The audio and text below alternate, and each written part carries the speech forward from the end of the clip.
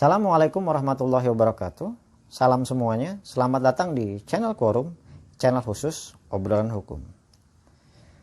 Pada kesempatan kali ini kita akan membahas tentang pra-peradilan di Indonesia dan perluasan kewenangannya.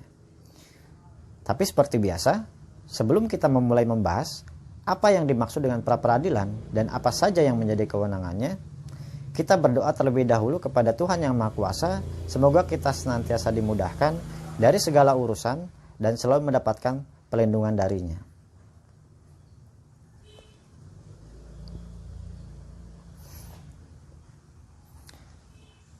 Untuk terlaksananya kepentingan pemeriksaan dalam tindak pidana, undang-undang itu memberikan kewenangan baik kepada penyidik maupun penuntut umum untuk melakukan tindakan baik berupa penangkapan, penahanan, penuntutan, dan serangkaian tindakan lainnya demi tegaknya sebuah aturan hukum.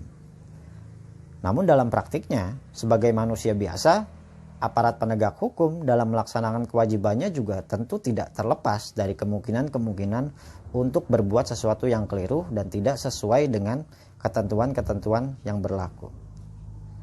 Sehingga serangkaian pemeriksaan yang dilakukan dengan tujuan menciptakan ketertiban dan keadilan di masyarakat, justru sebaliknya malah mengakibatkan kerugian hak yang dimiliki oleh seseorang.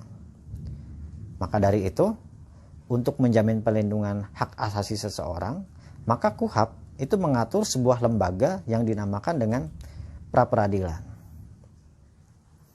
Pra artinya sebelum atau mendahului.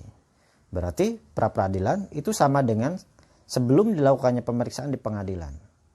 Atau juga bisa diartikan dengan pemeriksaan pendahuluan sebelum dilaksanakannya persidangan. Walaupun sebetulnya di Indonesia sendiri itu tidak dikenal istilah pemeriksaan pendahuluan, seperti di beberapa negara Eropa, seperti di Belanda maupun di Perancis. Untuk pra-peradilan ini sendiri, itu dijelaskan dalam Kitab Undang-Undang Hukum Acara Pidana atau KUHP, menurut pasal 1 angka 10, yang dimaksud dengan pra-peradilan itu adalah wewenang pengadilan negeri untuk memeriksa dan memutus tentang sah atau tidaknya suatu penangkapan atau penahanan, sah atau tidaknya penghentian penyidikan atau penghentian penuntutan, dan permintaan ganti kerugian atau rehabilitasi. Menurut Hartono, pengertian pra-peradilan adalah proses persidangan sebelum sidang masalah pokok perkaranya disidangkan. Pengertian perkara pokok itu adalah perkara materi yang akan disidangkan. Sedangkan di dalam pra-peradilan, proses pra-peradilan itu hanya menguji proses tata cara penyidikan dan penuntutan, bukan menguji pokok pidana yang dilakukan oleh tersangka. Jadi pada pra-peradilan ini yang menjadi objek pra-peradilan itu bukan tersangka dengan tindak kejahatan yang disangkakan kepadanya. Akan tetapi yang menjadi objek pemeriksaan adalah aparat penegak hukumnya. Apakah dalam melakukan serangkaian tindakan, baik itu penangkapan, penahanan, dan tindakan-tindakan lainnya itu sesuai prosedur atau menyalahi prosedur. Dan tentang pra-peradilan di Indonesia itu diatur dalam ketentuan umum dan dijabarkan dalam pasal 77 sampai dengan pasal 83 KUHP yang mengatur mengenai objek pra-peradilan, kemudian siapa saja yang dapat mengajukan pra-peradilan, dan terkait dengan proses pra-peradilan itu sendiri. Sedangkan untuk ruang lingkup pra-peradilan sendiri itu diatur di dalam pasal 77 KUHP antara lain yang mengatur sah atau tidaknya penangkapan, penahanan, penghentian penyidikan dan penuntutan, kemudian juga mengatur terkait dengan ganti kerugian atau rehabilitasi.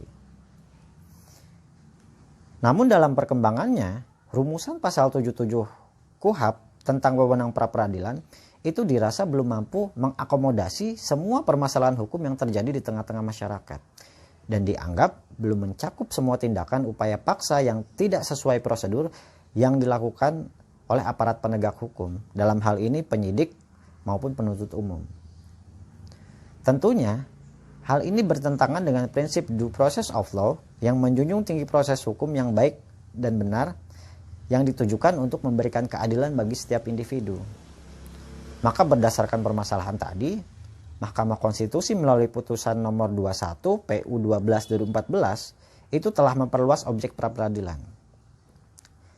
objek pra-peradilan yang sebelumnya hanya terbatas pada penangkapan, penahanan, penghentian penyidikan atau penuntutan, kemudian diperluas lagi.